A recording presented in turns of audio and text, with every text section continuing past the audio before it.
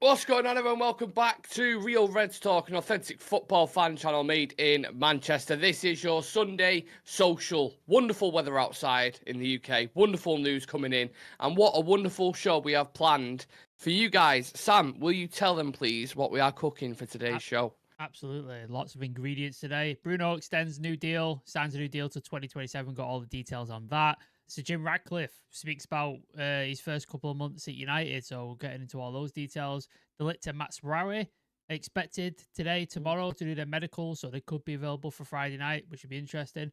And then Wan-Bissaka is also in London for his medical, West Ham. So that looks like it's a deal that's almost pretty much there. Yeah, quite a bit to get into. Not the show we originally planned, but obviously as United, news breaks, so we have to cover it, and that's where we are. Yeah, you have to deal with breaking news as it gets thrown at you. And that's kind of the exciting thing about doing this channel. You can always have something planned. But it's like Mike Tyson says, you can have a plan until you get in the ring and get hit in the face. Yeah. But we've been hit in the face today with really, really good news. And I definitely want to talk about Bruno Fernandes. So let's read out what Fabrizio Romano put out on his platforms about an hour and a half ago, I want to say. Exclusive. Manchester United have reached an agreement with Bruno Fernandes to extend his contract. New deal will be valid until June 2027, plus option included for further season June 2028. Salary at top United level. All set to be signed before the end of the summer window. 3 more seasons minimum with Bruno Fernandes is what we're going to get. Now, the obvious question straight out of this, Sam, is how much are we talking, do you reckon?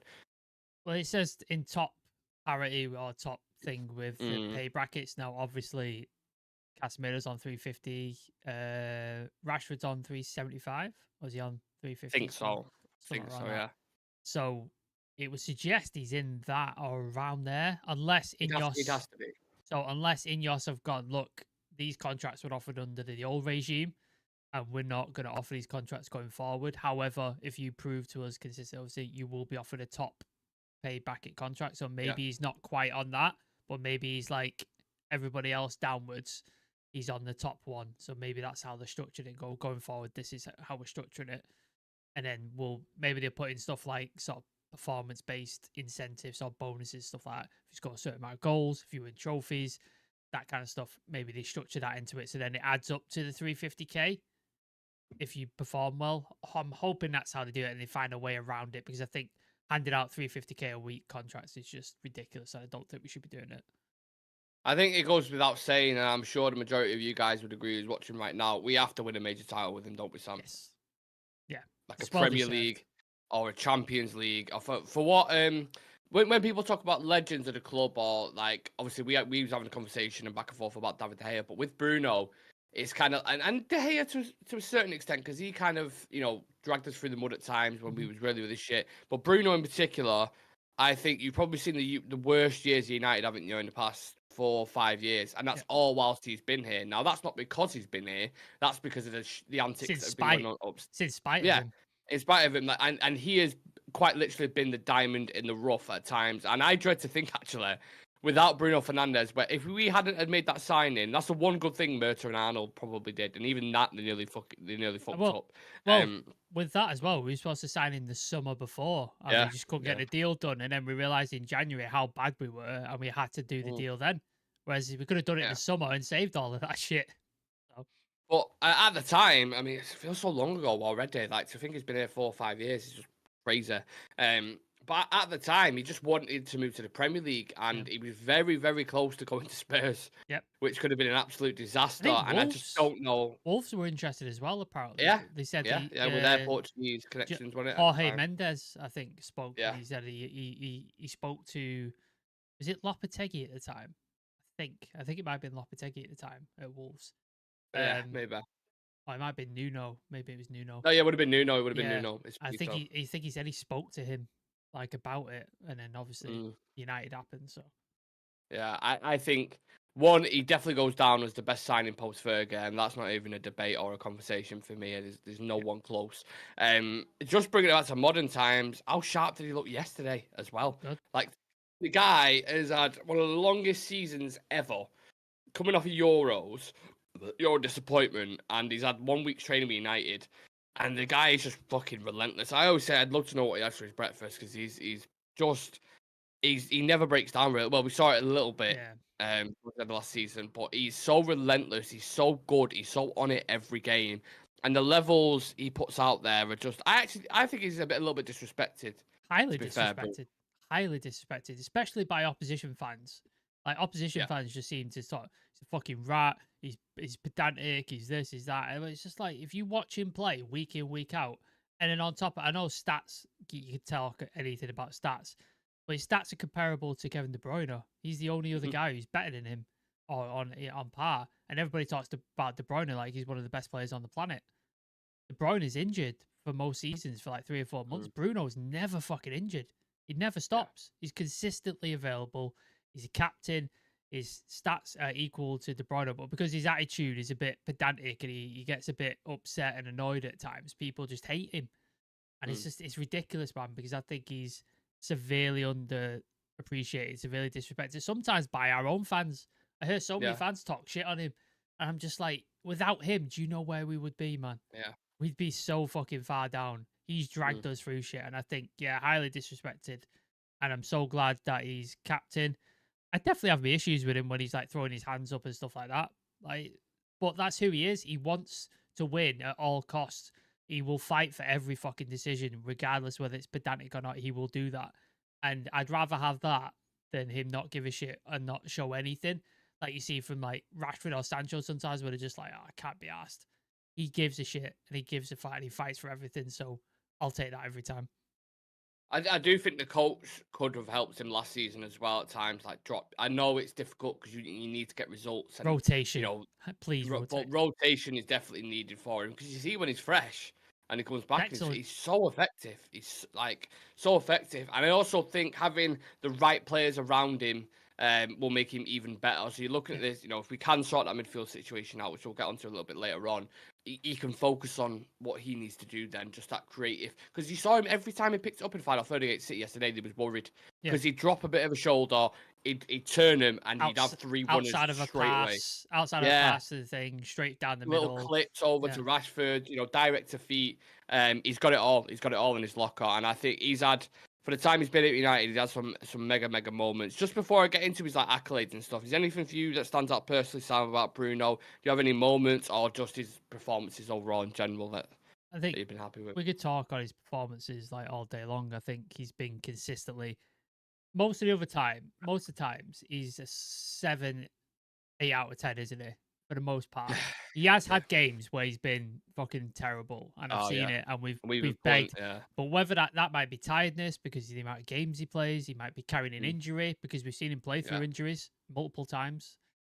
So I think he said the other season he said he had a major injury for like 3, 4 months, and he was just playing with it, and he didn't Yeah. want to take time off. So maybe that would be a reason. But yeah, you're right. Rotation. I think when you can rotate him and take him out for like the less important games, say like when we're playing Newport, for example, Bruno don't need to play.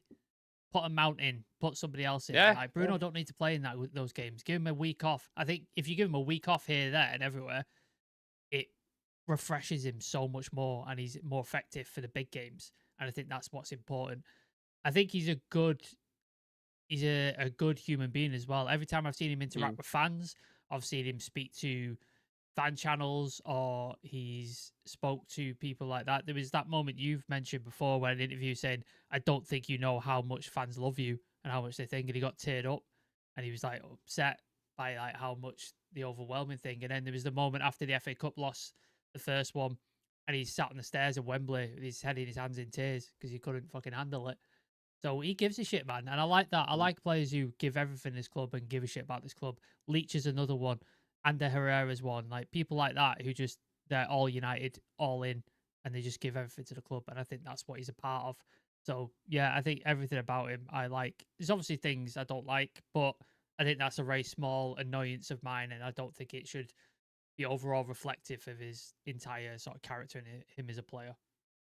Yeah, so just a couple of things I've jotted down here that I thought, because I had a spare 10 minutes and I was like, do you know what? I'm going to go through some things that have really stuck with me since Bruno signed. I think the Cantona kind of chip, I think it was against Everton. I don't know if you remember it, where he does the exact same celebration and turns around and does that. I loved that. I thought the outside of the foot assist to Ronaldo in the Champions League against Young Boys. Don't know if you remember that. Yeah. Insane, and as well as like there's millions of assists that he's done for Rashford and other players in the forward line. There was a volley from the outside of the box.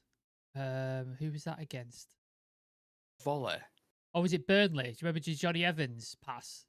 Oh yeah, Johnny Evans left-footed and long ball and the he volley. just smashed it. That was fucking great. Yeah. Shit game, awful game, but fuck me, But what a goal! When What you're a goal that was. like that, you know, when Bruno can produce them kind of things, and we was kind of referencing that yesterday as well after the game. He used to do that, like for the first 2 seasons, he'd score banger after banger after banger, like outside the box all the time, free kicks, like everything. I think if we get a good 6, like an Awate, something like that, and he can just go, I don't have to worry about that shit behind me. Yeah, just focus on that. I think you'll see more of that. I think you'll see him contribute more to goals and that kind of stuff. I think you'll see the better, because for Portugal, that's where he plays. Doesn't he? He's almost like behind the striker at times when he plays for Portugal, and he's got more of a free role across that front line. And I think if you can get a competent 6 and centre backs like De Ligt and Lissandro playing there, and then with Dallo inverting at times, and he can just sort of push up and be behind Xerxes or be behind Højlund or whoever, you'll see that more from him, and you'll see the best out of Bruno, because he works his ass off and he will trap back and he'll like try to think. But you see a lot of times he'll trap back and then he'll make a stupid tackle and he'll give a foul away. That's right. Yeah, and it's just like, it's not where he's good. Like, it's fine, he works hard and he's grafting great, but it's just not what he's good at. He's not his tackler. He's not a sort of deep possessor of the ball. He's good with the ball at his feet and playing around people. That's where I want to see him. Yeah, and he's arguably, I mean, the stats speak for themselves, the most dangerous player in the final third and the most creative player.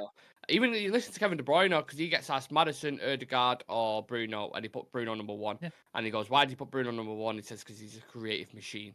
He's the best. He's the best in the league. And people say as well, he gives the ball away too much. You want your 10 to give the ball away because he's making risky passes. He's putting passes into dangerous areas. Yeah. He's putting passes into forwards where there's a lot of defenders and stuff.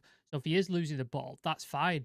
Where you don't want people to lose the ball is your defenders or your defensive midfielders who are on your back line and then invite pressure. Giving the ball away in their box, it's not too bad of an issue. So people who use that stat, it annoys me because it's like you don't look at the context of like the progressive passes he's playing. Yeah, absolutely. And this is a guy who created the most chances in consecutive Premier League seasons. He's the first player to achieve this since Chelsea star Eden Hazard. He's created 119 in the first season, 114 in the season after, respectively. So 22, 23, 23, 24. He's right up there. And you actually think, you know, if our attackers could finish at times, like Rashford, that's been the issue on it. That's been the issue. That has been the issue. He's creating the chances, they're just not fucking finishing them.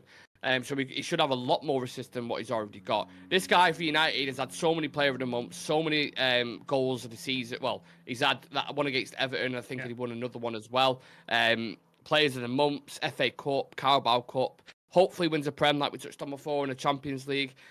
Also his stats as well, 145 goal involvements in 233 games in shit teams, by the way, as well. In some of the worst teams. In what everybody else has called some of the worst United teams ever. And he's created this. Like, that speaks for itself. And the fact that the players you've named there, the players he's been named in sort of conjunction with Kevin De Bruyne, Eden Hazard, Martin Ødegaard, 3-4 of some of the best players in the Premier League to ever play, and some of the most creative, dangerous, effective players to ever play in the Premier League. And people laud them up on like the pedestal, and he's in that bracket, if not beating some of them. So it's like, that speaks for itself.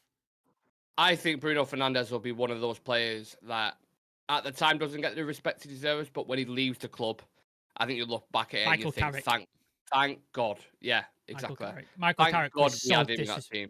Michael Carrick so disrespected people. Like, he's boring. Who's this? And now if you go back and you look at Michael Carrick and you think, imagine if we had him in our team right now. Yeah. So much better. Like, so disrespected. I think, yeah, you're right. Bruno is in that same bracket. In about 5-10 years, people will look back and go, Jesus Christ, what a player he was. Yeah. Make sure you guys smash the like on the video and subscribe to the channel if you're buzzing about this Bruno news. I'm going to get into the comments right now. Dan Fenton saying absolutely buzzing with Bruno news. Well deserved. He's our leader. Captain puts everything on the line on and off the pitch.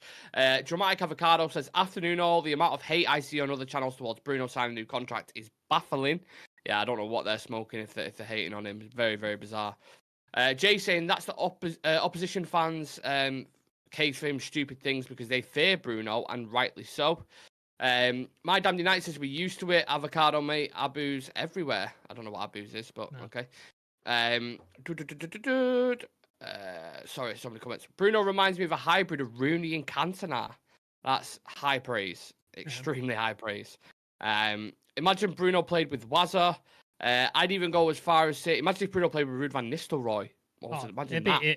Van Nistelrooy would have a 30-goal season, mate. Oh, unreal. Ridiculous. Unreal. I'd even go as far as saying wasn't even much of a bedding in period when Bruno arrived either. No. Yeah.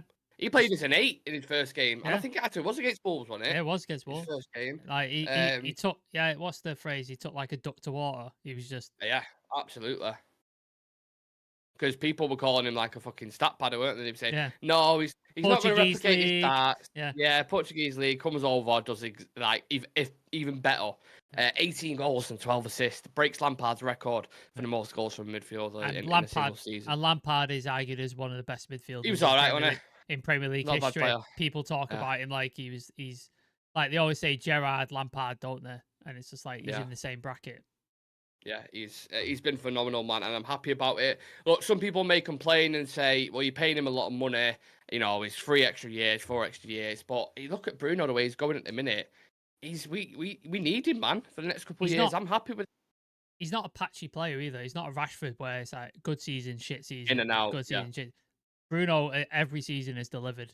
Like he might have games here and there where you like need to be better or stuff like that. But if you look at across the season, I don't think he's had a bad season. He's been consistent every single season and been excellent for every single. I've always said my initial concern is because of how relentless he is and how much games he plays, maybe at one point his body will start breaking down. And if it comes to that, then obviously that's a big debate and conversation that we need to have. But right now, he's looking as fit as ever. He's looking as fresh, as quick reactions. Like, he looks absolutely on it. So if we can get that for another 3 years, it's a no-brainer. Because otherwise, he goes, how much money are you going to spend on a replacement for him to get to that level? Yeah.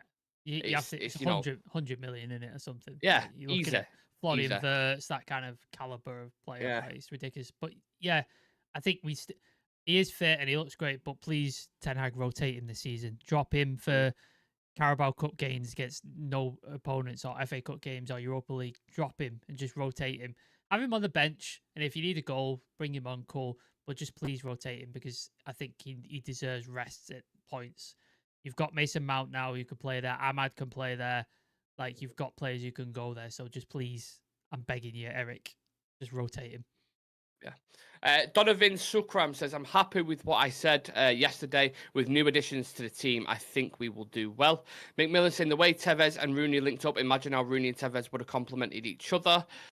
Rooney and Bruno, I think he might have meant. I was at the game against Wolves on his first game. He was class and has been since. Ain't it funny, though, the two players that shouldn't be here in Sancho and Evans were the ones to miss the penalties. And then Jamie McGregor saying, play Ahmad in the 10 in the League Cup and early FA Cup games. So like Sam says, you've got Mount as well who can play there. You've got players. Ericsson in Cup games. You've got players who could play there, man. Like, you don't need to play him every single game. I know he probably wants to, and he's demanding that he would, but I just think sometimes you have to save a player from themselves. Because sometimes they'll just play, even if it's a detriment to their own body. So sometimes you just got to step in and go, look, I know you want to play, but we need you for X. Fergie used to do it. It's like, we need you for next week's game against Liverpool or whoever. So I'm going to rest you this game so you're fresh and ready to go for that and you're really impactful. And it used to get in their heads and it'd be like, I'll show him. And then they'll come on that game and they'll absolutely boss it. So I think, at times, just a week here, a week there, a game here, a game there. I think it'll be really beneficial, not just for the team, but for Bruno as well. Yeah, Pep does it with De Bruyne. You don't want Bruno's body to start breaking down like De Bruyne. No. That's the last thing you want because you've seen the issues they've had at times, even though they've got a quality squad, and they still miss him significantly. Now, We do need to move the conversation on because we spent almost 20 minutes on Bruno Fernandes. So we'll talk about the interview that Sir Jim Ratcliffe has done with the Times, I believe it is. Yep. He speaks about changes made at United. He speaks about Eric Ten Hag, and there's a couple of other little bits in there as well, which I think are pretty interesting.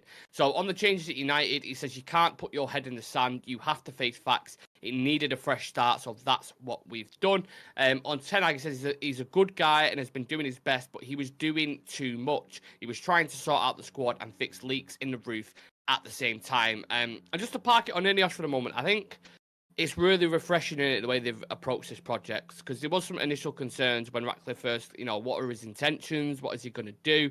But I think it's pretty clear within the first couple of months, Sam, what they want to achieve, right? Yeah, they've got. We said that all along they need to get football people in football positions, and that's exactly what they've done. Jason Wilcott's in, Omar Barada's in, Dan Ashworth is in. They've got Ruud van Nistelrooy in as an assistant coach. They've got Rene Hack in as well. They brought a goalkeeping coach in. They brought a set piece coach in. All of which I can't believe we didn't have anyway. Manchester United, and we don't have any of that shit, which is insanity. No. They've rehauled and retooled the medical department as well, I believe. They brought in a new person and got rid of a couple of people. So, and then they brought in, what's the name of that guy who they brought in for negotiations, who was from Chelsea? Can't remember his name. Oh, from Leipzig as well. Yes. Yeah. Christian, so what was it? Yeah, whatever his name is. But yeah, brought him in to help with negotiations as well. And I think, there was a couple of fans who had a bit of a wobble in terms of transfers, but if you look at how it stands right now, Joshua Zirkzee, deal done quite easily, quite quickly. Lenny Yoro, nobody expected us to get that deal done. I think you included were like, he's going to Madrid and stuff. We pulled that off and snatched him from one of Madrid's shoulders. Obviously got an injury, which is unfortunate, but it is what it is. We've now got De Ligt and Matsraoui over the line, which is fantastic. Well needed, and it sort of shows up that defensive line. And then, Jay McGogan in the chat there, the refurb they're doing at Carrington, spending 50 million at Carrington, getting that up to scratch and up to date, which Ronaldo was saying it hadn't changed since he'd left, which is utterly disgraceful from a club the size of Manchester United. They're building a brand new stadium. And now the great news that came out the other day, they're keeping Old Trafford and they're scaling it down for the academy and for the women's team, which I think is fantastic. I love that idea. It's like you keep the history, you keep the plaques, you keep all the Trinity statue and all that sort of stuff so people can see the history of United. And it gets to remain as the women's and the academies team, which deserve that kind of stature, and they get to play in that history. But you get a brand new spankling stadium as well. I think every move they've made in terms of the football has been fantastic. A couple of things I disagree with was the major redundancies. I don't like when anybody loses a job, and a lot of the staff who lost their jobs weren't in the high pay bracket, and it's a shame that they've had to pay for the previous regime overspending on contracts, the likes of Casemiro and people like that, Cavani's, that kind of stuff, and those people have had to pay for that. I disagree with that entirely. I think certain players like Anthony and stuff should have paid the price for that, not those people. But this is a capitalist society and this is a business at the end of the day. It happens to businesses all across the world, and that's just the way it is. I don't like it. I hate it, but there's nothing I can do, and that's just the way business operates. So unfortunate. And then, the other thing about making people come to the office while Sir Jim Ratcliffe lives in a non-tax exempt status and works for Monaco is kind of a bit rich from a billionaire. But again, his business, so he gets to do what he wants with it, but a bit hypocritical for me. But in terms of the football, I agree with everything there that he's done so far. And I don't think you can say a bad word about the football side of things. Like, point out if I'm wrong, but I think the only thing you could probably flag him on is maybe the sales, but again, that's a thing left over from the previous regime where they've overpaid for players and they've given massive wages, and that's been the issue why we can't shift these players. You've seen it with Wan-Bissaka. We've had to pay out. It was reported 7 million, but maybe they negotiated it down to get him out of the club. And the same thing happened to Maguire last season. We couldn't get him out because he wanted that payout from his match. So that's an issue left over. But I think that will, over time, that'll become less of an issue as these players either age out of contracts or they leave, etc. I think that'll get better. I also think what he said about Ten Hag was interesting. That he's a good guy. He's been doing his best, but he was doing way too much. Exactly. He was trying to sort of squad out and fix the leaks, and there's the context that you need for last season. You know what's been going on for years, effectively, with not just Eric Ten Hag, but a lot of the managers that we've had at the club, and that's rare for football club nowadays to have you Fergie kind of. He just runs everything from top to bottom. There's no club in world football, I don't think, that does that anymore. You know, you look at the team he's got above him now. It's night and day. Yeah. Night and day. Ashworth, Barada, Wilcox, and they're present as well. That's the other thing that I like. They are there. They're speaking to the manager. They're watching the performances. They are so football orientated. It's unbelievable. That's all they are focused on, and that's all they need. It's not like them coming in and doing this is like rocket science. Everyone who had watched United, we said knew. We said it for years. Yeah, we've been discussing it on this channel for ages. It's just make correct decisions. Start doing the basic things. Then sometimes you can get transfers wrong. I understand that, but if you do your due diligence and you get the right scouting people around, and you negotiate as hard as you can for certain deals. If you're doing all them kind of things, naturally it's going to go one way. But the regime that we had with the Glazers and Ed Woodward, and it's so opposite to that. It's so far away, and it's really refreshing to see it, and it feels like there's a bit of positivity around the club again, and that's obviously makes us both happy. So you could tell the difference as well. Like if you look, say Woodward or Arnold or Murta were in charge of this summer, you think we would have got Lenny Yoro? I don't think we would have. Xerxes, it'd probably still be dragging on at this point. We would have paid 60 million for Delict, won't we? And overpaid for that. Wabsaka would probably still be here. Greenwood would still be here. Donny would still probably be here. Like all those players, they still probably be here. And you just think, yeah, like it's so like you said, so refreshing to have football people in football. And there's still people online who are going, it's the same old shit. It's the same thing. It's like it's not. It's literally like you said, night and day. It's fucking black and white difference, man. It's so fucking different. It's insane how different it is, and people are just never happy at it. Like even one slight thing doesn't go exactly how they want it to, and they're like, "Oh, it's all the same shit." And it's just like, this is not FIFA, lads. This is not Football Manager. You can't just like people. The amount of comments we got were like, "We should just do a swap deal for Aguirre and Sancho." It's like this is not FIFA, mate. Like it just doesn't work like that. You can't just go, "Oh yeah, we'll just swap him." Don't work that way. The player has to want to go. You have to sort the wages out. You have to decide if he wants to come. You know, like, there's all this different shit you have to sort out. It's not that simple, and I don't think people get that. Like the mess that Ineos have walked into to try and fix is astronomical, and it's going to take years to get right. And they've made steps in the right direction, but you've got to give it time. You've got to be patient, man. You've just got to give it time, and it will come good if they keep making decisions the way they have been doing. And I don't think Goldbridge shaggers are going to like this, but he's that kind of thing that you was describing then, that's exactly what he does, because he publicly and openly wanted Qatar. Now, I wanted 100% sale, and Qatar were the only ones who were offering it at the time, so I was like, I'm more open to that because I just want the Glazers gone. Obviously, you didn't foresee what was going to happen with Ineos and stuff like that, but because Goldbridge was so strong on this stance and believed in it so much, you then see him now, like, every little thing that Ineos, if there's any kind of little percentage where he can criticize him, he'll chuck it out straight away. And there's like someone put his tweet from like 6 months ago saying like something about fucking the Glazers and this and that, and then about Qatar.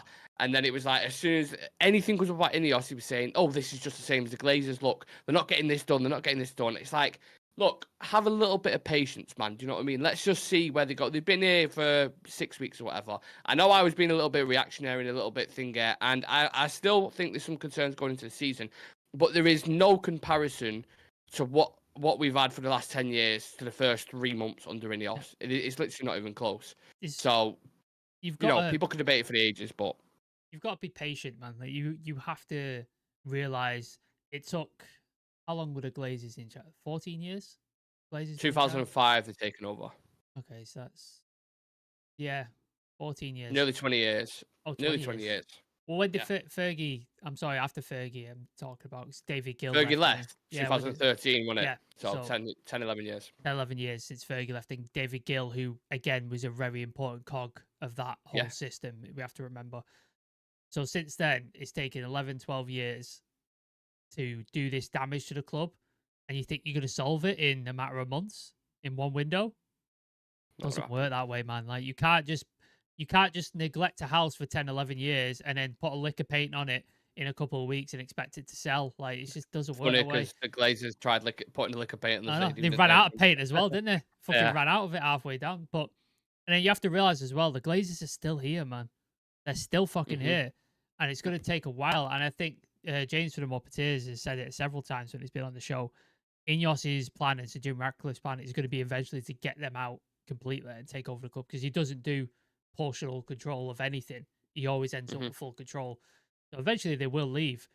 And you think if they're doing well now with the 25% that they have, just think what they could do once the Glazers fuck off. Like you could see something totally different. Like they're building a new stadium, doing all this shit with the Glazers still in charge. Imagine what they could do when the Glazers fuck off. Like just the possibilities are endless. So I think people just need to give them time, and I think we will get there. If you get the majority of decisions right, the club will go in the right direction. Obviously, they're never going to get 100% decisions right because nobody does. Pep gets stuff wrong, City gets stuff wrong, everybody gets stuff wrong. But eventually, you will go in the right direction. It's like Ratcliffe, I just said to the Glazers, listen, lads, you have obviously mismanaged this for fucking years and you just left it. When we come in, we are going to get the football operations right back up to scratch and the fans are going to be on our side and everything's going to be positive. So you just need to take a back seat and we'll take it from here. Yeah. And since they've done that, it's like, check. Everything, I still reference this, me and Shreyas, when we was doing a 10-point checklist, every single thing we wanted from the new owners, whoever it was to come in, what it is, like the stadium, training ground, performance-based things, loads of stuff, transfers, etc., recruitment, scouting, and they've gone, yep. And even like endorsed the fans when they first came in and spoke to him, and they're gonna consult him on the stadium, And I love that, and I think fans need that because when you have a fan base as big as Manchester United's, you can't just ignore them for 10 years. Do you know what I mean? That's what they did, though, wasn't it? Like, yeah, that's what they did. It took them. It took them us stopping a game and cancelling a Premier League game for them to go, oh yeah, maybe we will listen. Yeah, maybe we fucked up. They promised a Zoom consultation like all the time, and they did one and then just basically fucked it off once the fans calmed down. Whereas you've seen Dan Ashworth has like spoke to the fans multiple times. Barada has. Statement, I'm sure Wilcox will as well. I'm sure Sir Jim Ratcliffe has done some sort of fan things as well. So it's nice to see, man. I appreciate the communication. It's good to see like that happening because that's all fans ever want. They want to feel included and want to be informed on what is happening at the club. They don't want they're not. Most fans are quite reasonable. They don't have unreasonable demands. They just want to be involved in their club and feel a part of it. And you could do that quite easily. Like all these other clubs do it. City do it and Arsenal do it. It's not hard to do, man. But the Glazers just could not be asked. Could not be asked for any of it. And that's why we're in the position we're in. And we've had to end up like starting from this point because they just completely neglected the club. Not even that they fucked it up. They just didn't bother doing anything and just left it to rot. That's what happened. Abandoned. Yeah, abandoned and just took the money. I think you look at across to London, what's going on with Chelsea now with Clear Lake and Todd Bowler. Awful. And the fans, they're trying to like, what's going on? We just want some form of communication. What's the pathway? Why are you buying so many players? Why are you getting rid of these academy graduates? Yep. You know, why have you got rid of Poch at the end of the season? What was going on there? And you look at that from afar and you're like, thank God we got Ineos in a sense that these guys have come in and they've got actual footballing people in because what Todd Bowling and Clear Lake are doing is just football manager and buying all these young talents to make a profit on them. That's all they're doing, and Chelsea fans are left in the dark. It's an extension of their business portfolio, isn't it, Chelsea? Like it's just like you think, oh, this thing makes X amount of millions a year, and we put this in, and this is what we do.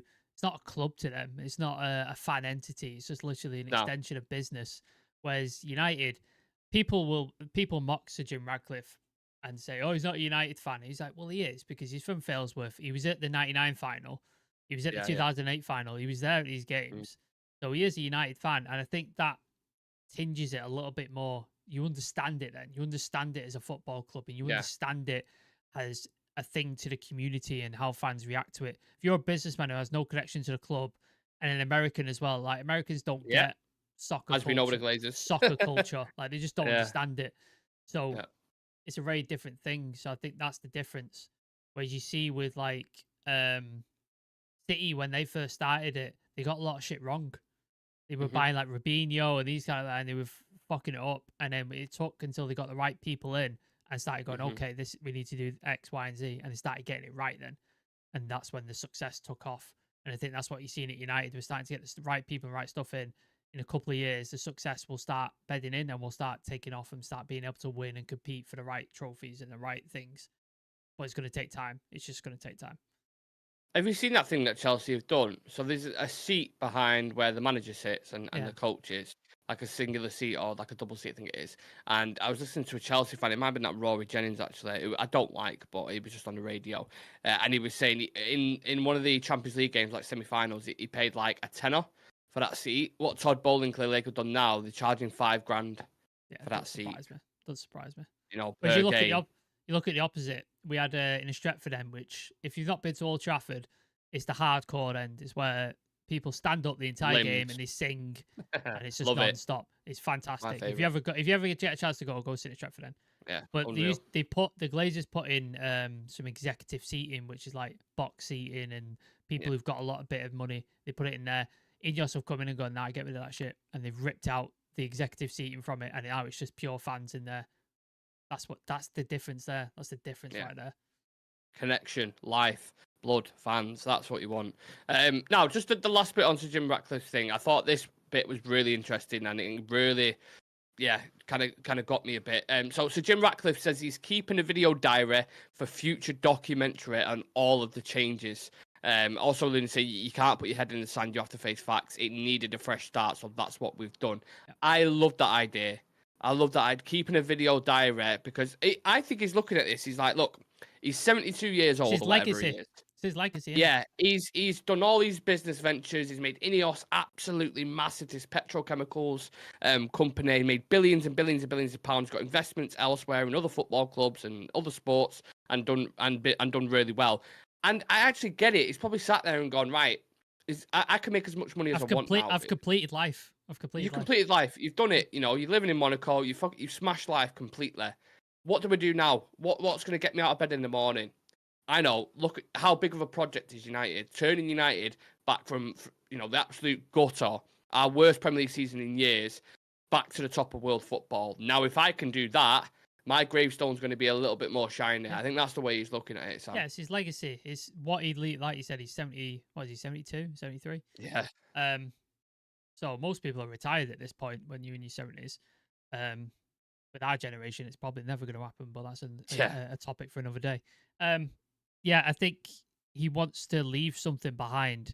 So he knows he's not got long left on this planet, but he wants to leave something behind and be known for something.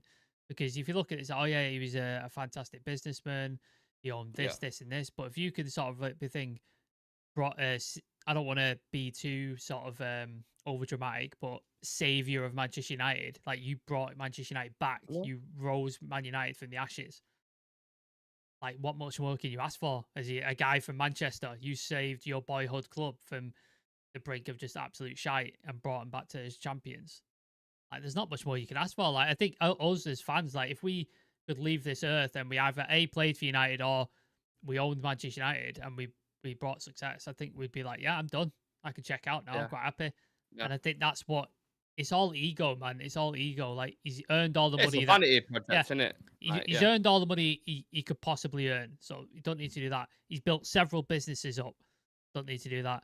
He's built several sporting entities up, sailing, cycling, stuff like that. What's the one thing left? It's like football, his football club, his boyhood club. That's the one thing. It's just like there's always an ego thing about it. But again, it's about legacy and leaving something behind.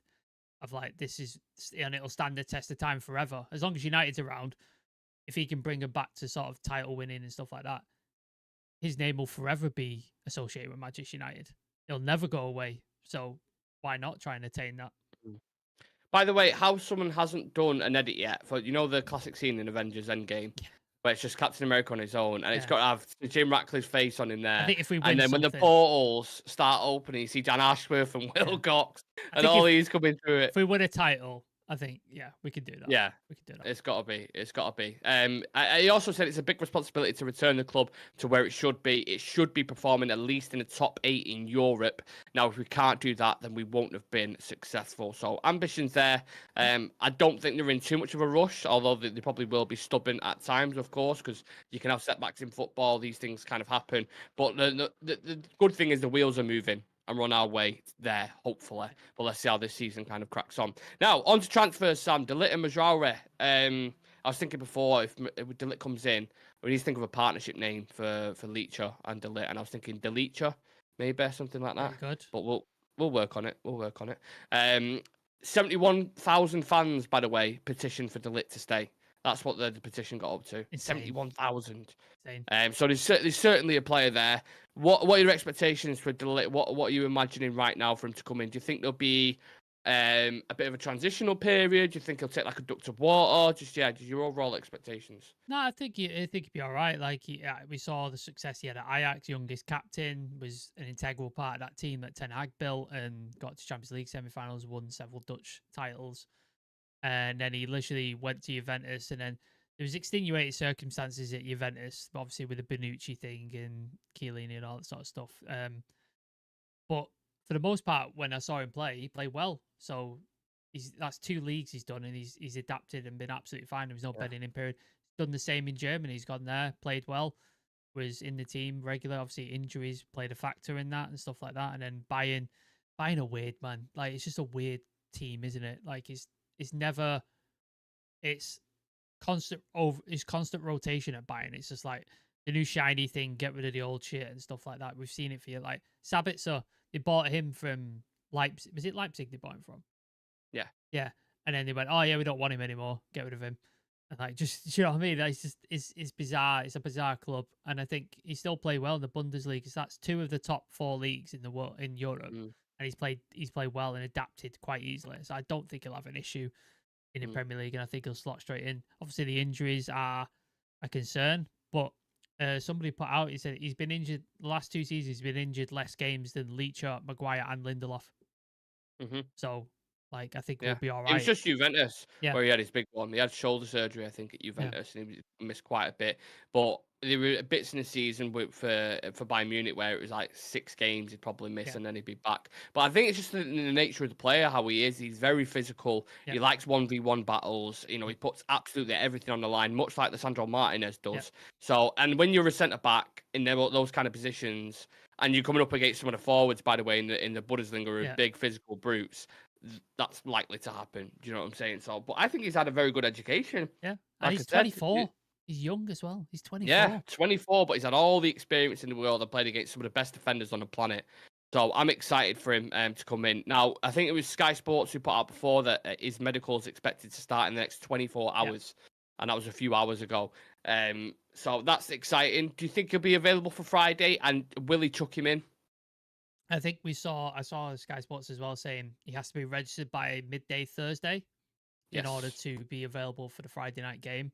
So if he's doing his medical today, I'd imagine he'd be registered by that point. I don't see why he wouldn't start. Like, I know he's not had a preseason.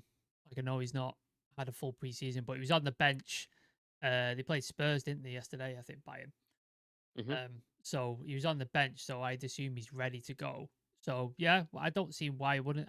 Although Ten Hag's very hesitant when he gets new players. He doesn't normally chuck him straight in. It doesn't happen very often. Saw it with Casemiro at the beginning when we brought him in. It was McTominay playing before he got his chance. Ireland, I think he was a little bit different because we had no other striking option.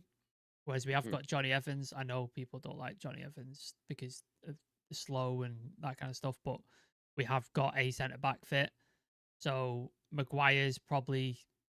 I don't know how serious his injury is, so we'll see where he's at. So I think he won't be chucked straight in. Mazraoui, though, I could see him being chucked straight in just because the lack of left back at the minute. We don't have one. I could see him being chucked straight in. That'd be interesting. We'll touch on Mazraoui in a minute. I just want to go to the comments because there's quite a few. Donovan Suckram says, I'm happy with what I said yesterday. Oh, sorry, I've already read that out.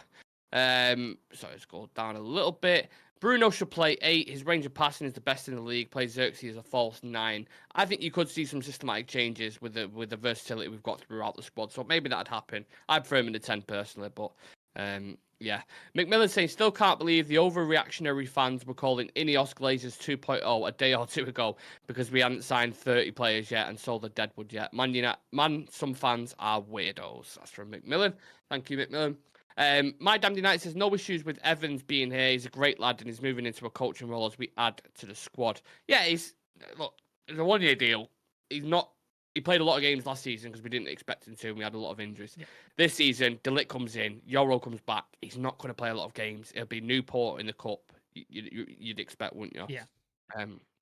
Yeah. Dan saying, give Ineos their due. They've shown us they mean business. What's great, they got us 4 good players in, and let's hope what they've said they're doing, just need them to get the dirty Glazers out for good. Jay McGrong says there's a hell of a lot going on. People don't realise they just want transfers and wins. So Jim is building us again. A lot of smart people in the chat. It's nice to see. Dramatic Avocado says, I'm excited to see new players tunnel on Friday. Also, Stretford End has had some renovations, which we touched on before. So many comments. Sorry, guys. I'm just trying to read out as many individual ones as I can. Jonathan Ball. I really was initially against Jim Ratcliffe because it let the Glazers stay, but I've been so impressed. Jonathan, me and you are the same, mate. Me and you are the same. And rightfully so. You know, if you're throwing the Glazers a lifeline a little bit, because it seemed like they had nowhere to turn to, and it's like, right, we'll do 25%, but they stay on. People are always going to have concerns, but it's about, being patient. Football's never black and white. It's never just, the Glazers are staying, so Ineos are shit and they're not going to do any well. Like, he's had to do, I describe it, he's done a deal with the devil in order to get his way. That was the only way he was going to compete with the likes of, like, a Qatar and stuff like that, because he wasn't going to offer him over the odds for United, because he's a businessman at the end of the day. He's not going to overpay for something. That's just who he is. Mm-hmm. So the only way around it was just, all right, you can stay on. I'll take a portion of this, but I'll take all this control. And that's the way he's got in. And believe you and me, he is not going to keep it that way. He's going to try and edge them out as time goes on. He will get them out eventually. Like, it will happen. And it's just a matter of time. Now, bringing it back to transfer talk, Mazraoui, because we touched on De Ligt. Depends on what happens with Wan-Bissaka, but it is, like we said, Wan-Bissaka's doing his medical right now. He might have already finished it in London. So we know the difference that he's going to bring, Mazraoui. By the way, whilst I'm on that topic, there is a video dropping for members. I'll try and get it out today, but we are going to be live again at like 7:30 for a big season review. So maybe tomorrow morning, absolute latest. But for any members in the chat, it's going to be how United will line up next season, what tactics we're going to deploy, how the individual signings are going to affect our system, and loads of other bits in there. So hopefully you guys enjoy that video, and then that'll be early access. And then 4 days later down the line, we'll release it for actual public. So, yeah, another video for the Real Red Ultra community there. Now, sorry, Mazraoui Sam. Happy with that? Wan-Bissaka reporting up to a deal, £20 million. Obviously, he's got Wan-Bissaka a year left on his deal. We weren't going to get more than that for him. And now you've got Mazraoui in for effectively 5-6 years. So that makes sense, doesn't it? Yeah, it's a decent deal. Obviously, he's going to be back up to Dallo. Maybe he's going to be a fill-in left back while we work out what's the status with Shaw. Is Malassi going to come back? And also not to put the full pressure on Harry Amas, because clearly Ten Hag doesn't think he's ready because he didn't even get on the bench yesterday. So yeah, it's a versatile signing, good backup, and he can play left back. I'm happy with it.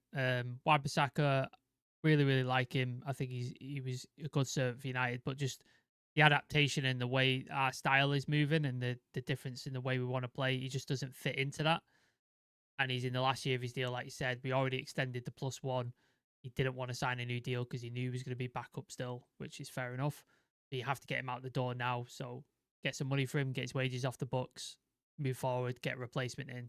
Yeah, all in all, happy with that. And Ben Jacobs reported Wan-Bissaka will receive a payoff of around $5 million. From Manchester United. So, look, they're probably taking a bit like a $5 million hit in transfer terms and net spend just on the right backs alone. But the longevity that you get out of Mazraoui now, I know he's a little bit injury prone, but he's technically a backup right back, and Mazraoui will know that. But how they've probably sold it to him is they've said, look, you've seen the issues that we've got ongoing at left back. you are going to get more than enough game time. I wouldn't even worry about that. And he's working back under Ten Hag again. And if you've watched Mazraoui under Ten Hag, he was phenomenal. Hopefully as well. Again, we talked about rotation with Bruno. Dalot, he played every game last season, every single fucking game. So again, like obviously he can play that and he can do that and he stays fit and he's. I think Ronaldo and other people have said his commitment and his the hard work he puts in and professionalism like is second to none. So which is great. But again, you don't want to run him into the ground. So if you can give him a night off here and there against certain teams, give him a rest so he could come back fresh for the games.